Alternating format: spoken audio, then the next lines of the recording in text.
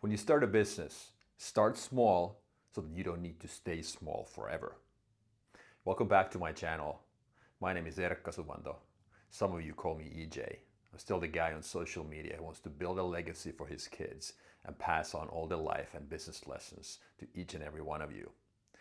Today I wanted to talk about starting a business and how we should focus on narrowing our niche down to the smallest slice possible to become a category of one and be able to grow later on in our lives. So starting small is essential in order to grow later. Let's dig deeper. Many of you might be familiar with this graph, which has 4 layers. So the smallest circle in the middle is the puddle. Then we have the pond. Then we have the lake. And we have the ocean as the biggest circle. What does that mean in practice? When we start a business, we have talked about this before too. So the idea is to carve a niche small enough for ourselves that we become a category of one player. What is category of one? Category of one basically means that we become a dominant player in that particular market niche, almost so small that there are no other players. And our target customers, the paying customers, can identify ourselves as the best solution for their problems. So why become a category of one? Because in the beginning, we don't really have any other choice because we don't know how to scale our business. Whether it's consumer products or services, we need to start small so that we can become successful. Learn the processes, learn how to be excellent with our product and service, and then grow later and grow step by step into the bigger pools of water. So from puddle to pond to lake and ocean, the idea is that when we carve a niche for ourselves, so we niche down, and niche down until we find a market segment that we can dominate. And then we become the biggest fish in that pond. And once we are that solution for our customers, then we move on. We expand the target market. Many of us get sidetracked with a 3-letter abbreviation called TAM. Total addressable market. Total addressable market. That basically means in absolute terms, what is the size of our market? If we went to talk to venture capitalists or private equity partners or people willing to invest in our business, one of the first questions they would ask from us is about the total addressable market. And they probably wouldn't be interested if we couldn't show them a large enough pool in the beginning. But that's a little counterintuitive in a sense, and it's conflicting to what I just mentioned here, and that's true.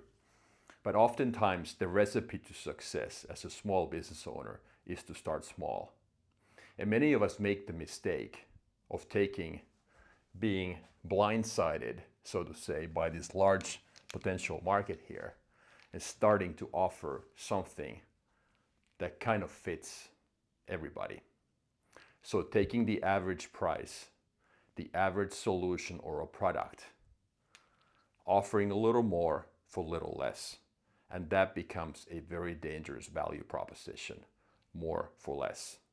Because then at the same time, you're competing in the middle of the market where most of the players are. Plus, as a starting entrepreneur, we don't yet have the knowledge or the know-how to scale the business, especially with consumer products that require manufacturing and processes, distribution and logistics. It takes time to ramp up that production. For those of us who come from the consumer goods industries or businesses that require high volume manufacturing, we know that prototypes are often more costly than the mass-produced versions of the same product. There's a reason for that. the production run is smaller, the quantity obviously is smaller, and that results in higher material cost and higher unit cost in the end. But that's okay. When we are small, we can afford that, because when we find that market niche of ours, coming back to why, when we find that market niche, we can actually charge higher prices because we are that ultimate solution provider to our customers, because they basically see only us when they look at those vendors, suppliers, or businesses in place when they are trying to find solutions to their problems. So why do we do it? Why do we niche down to the smallest possible market slice to become category of one? Because we are just starting. We don't have the know-how, and bigger and fatter margins are also available in that segment. Of course, we are now assuming that we know what we are doing, but we are lucky in that sense because the market will always tell us if we are good enough to productize whatever we are trying to offer.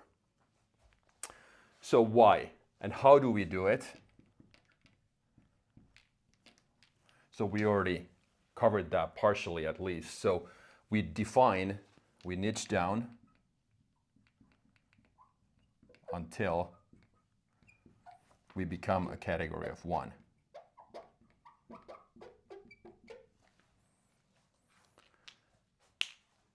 A couple of examples from real life. Let's assume that, I think in one of my previous videos I mentioned the personal training example. So I covered that briefly and give an example from there. Then another service and another product example.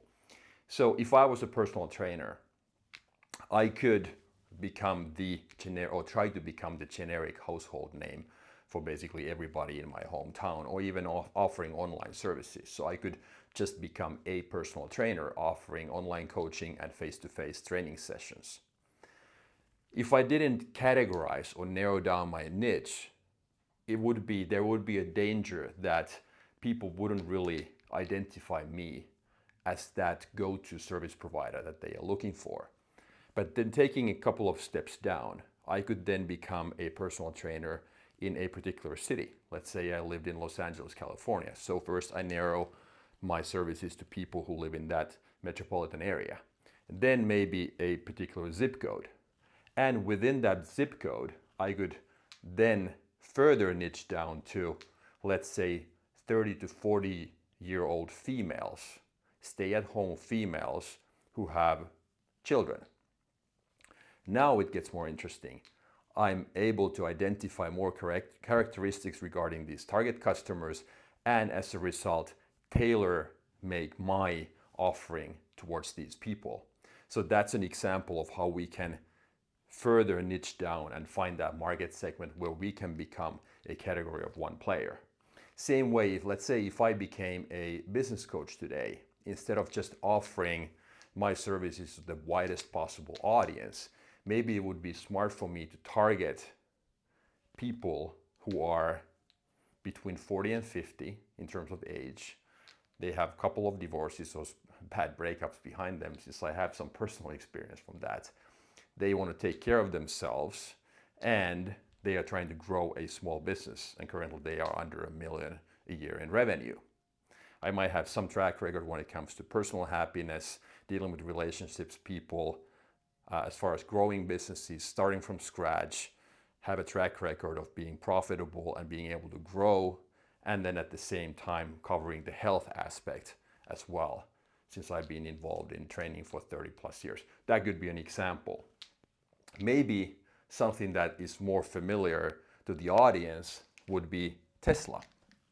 So if we think about how Tesla got started, using the exact same formula, let's change colors here. So many of you might remember that Tesla actually started as a single product company. So they had the Tesla Roadster, which in the beginning was a $250K car, electric car. Then came the Model S that hit the $100K price point. And then after that, down to $50K and down to roughly $35K. So here we're doing the exact same thing. So carving out a niche, high price point, affordability through the roof as far as only a few people being able to afford that, and the very tech savvy potential customers being interested in the beginning. So you target the market with one product, then you scale up with your production, complexity of the systems and processes, Model S, and then you have the X and Y and 3s and whatnot, and you go further down as you master everything within the company and you become better. It's not just the product, but it's the people and the processes. There are growing pains, obviously. And if you now talk to Elon Musk, this was at the same time when Tesla launched the Cybertruck. He mentioned that production has been the biggest bottleneck for that particular model, plus also scaling that business up. He had no idea in the beginning that it was so complicated to do what they have been trying to do. So imagine if they had started with the Model 3 here in the 35K price point, trying to sell millions of cars a year. There's no way. So going from top to bottom or high price point to a lower price point is always easier than starting here and going all the way up. So that was what I wanted to cover today regarding segmentation, different price points, and finding your own market niche that guarantees success. Profit margins in the beginning, and then when you get better with your product, with your company, with your processes, with your people, then you can start doing more volume, whether it's a service or a product that you're selling. Thanks for watching. Hope you enjoyed the video. If so, please subscribe to my channel and hit the like button. I would highly appreciate it. Thank you and have a great weekend. Until next time.